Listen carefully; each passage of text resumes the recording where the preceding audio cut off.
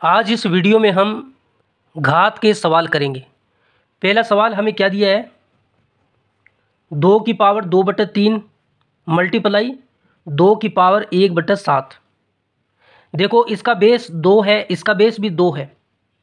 तो घातांक का एक नियम होता है, जब a की पावर m हो गुणा a की पावर n हो तो हम इसको a की पावर m प्लस n लिख सकते हैं। ये कब होगा?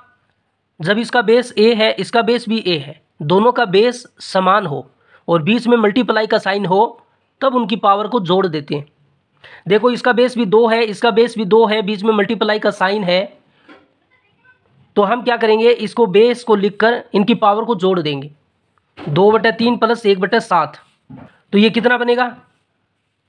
2 की पावर, देखो ये भिन्न बन गई और भिन्न का जोड़ करना आपको आना चाहिए। 7 का 2 से गुणा किया 14, फिर प्लस 3 का 1 के साथ गुणा किया 3, और नीचे वाली संख्या का नीचे गुणा, 7 का 3 से गुणा किया 21, और आगे क्या बनेगा? 2 की पावर 14 में 3 जोड़ेंगे 17, तो 17/21 हो जाएगा ये। फिर दूसरे सवाल में हमें क्या दिया है, 1/3 की पावर 3 और फिर उसकी पावर 7।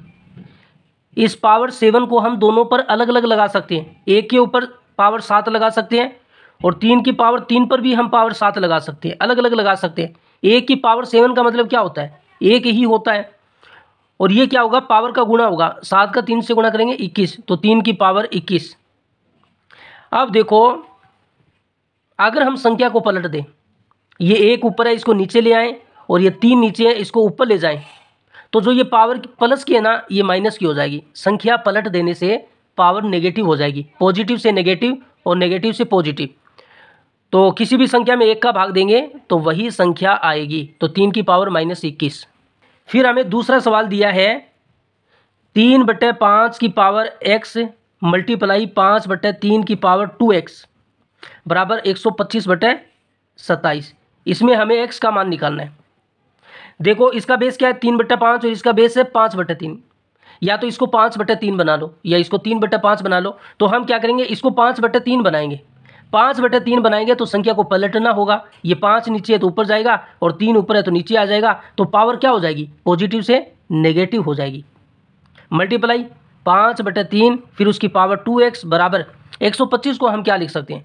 5 को 3 बार गुणा करें तो 125 आता है। 5 का 5 से किया 25, 25 का 5 से किया 125, और 27 कब आएगा? जब 3 को 3 बार गुणा किया जाता है। 3 का 3 से 9, 9 का 3 से 27। अब देखो इसका बेस भी 5/3 और इसका बेस भी 5/3 है, और बीच में देखो मल्टीप्लाई का साइन है। तो ऊपर हमने आपको फॉर्मूला बताया था, जब बेस दोनों का समान हो, बीच में मल्टीप्लाई का साइन हो, तो बेस को लिखकर पावर को जोड़ देना है। इसकी पावर -x है, इसकी पावर 2x है, तो दोनों को हमने जोड़ दिया, और बराबर ये क्या बनेगा? 5 कितनी बार गुणा किया है? 1 2 3, तो उसकी पावर बन जाएगी। नीचे क्या है? 3, और इसको कितनी बार गुणा किया है? 3 बार, तो उसकी पावर बन जाएगी। पावर दोनों की सेम है तो दोनों पर एक साथ लगा सकते हैं। इस तरीके से 5/3 की पावर है 3। अब ये देखो माइनस का x प्लस का 2x, तो प्लस का x रहेगा, तो 5/3 की पावर x बराबर 5/3 की पावर 3।